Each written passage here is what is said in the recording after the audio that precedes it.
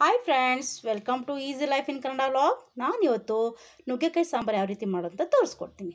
ಬನ್ನಿ. ಮೊದಲು ಬೇಳೆ, ಈರುಳ್ಳಿ, ಜೀರಿಗೆ ಮತ್ತು ಟೊಮೆಟೊ ಇಷ್ಟನ್ನು ತಗೊಂಡಿದ್ದೀನಿ. ಇದನ್ನು ಫಸ್ಟು ಕುಕ್ಕರ್ಗೆ ಹಾಕ್ಕೊಂಡು ವಿಶಿಲ್ ಹೊಡ್ಸ್ಕೊಳ್ಳೋಣ. ನೋಡಿ, ನಾನೇನು ತೆಗೆದಿಟ್ಕೊಂಡಿದ್ದೆ ಅಷ್ಟನ್ನು ಕುಕ್ಕರ್ಗೆ ಹಾಕಿ ಸ್ವಲ್ಪ ಇದಕ್ಕೆ ಒಂದು ಸ್ವಲ್ಪ ನೀರು ಸೇರಿಸ್ಕೊಳ್ತೀನಿ. ಸ್ವಲ್ಪ ನೀರು ಹಾಕ್ಕೊಂಡು 3 ವಿಶಿಲ್ ಹೊಡ್ಸ್ಕೊತೀನಿ. ವಿಶಿಲ್ ಆಗಿದೆ. ಈಗ ಇದನ್ನು ಸ್ಮ್ಯಾಶ್ ಮಾಡ್ಕೊಬೇಕು. ಚೆನ್ನಾಗಿ ಸ್ಮ್ಯಾಶ್ ಮಾಡ್ಕೊಳ್ಳಿ.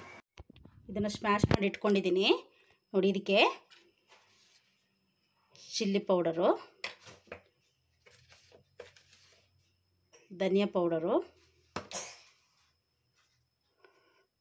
ಅರಿಶಿನ ಪುಡಿ,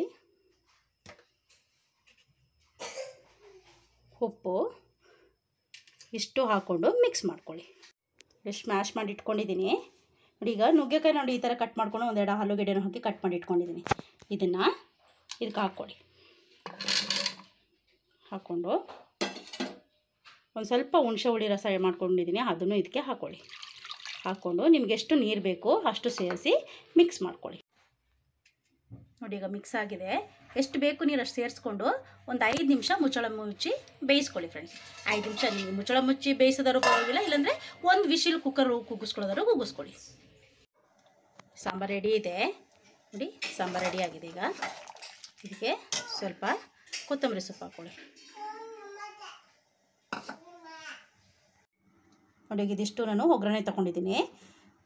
ಒಣಮೆಣ್ಸಿನ್ಕಾಯಿ, ಕರಿಬೇವು, ಜೀರಿಗೆ ಮತ್ತು ಸ್ವಲ್ಪ ಹಿಂಗು ಮತ್ತು ಸ್ವಲ್ಪ ಸಾಸಿವೆ ಇಷ್ಟು ತಗೊಂಡು ಒಗ್ಗರಣೆ ಹಾಕ್ಕೊಳ್ಳೋಣ.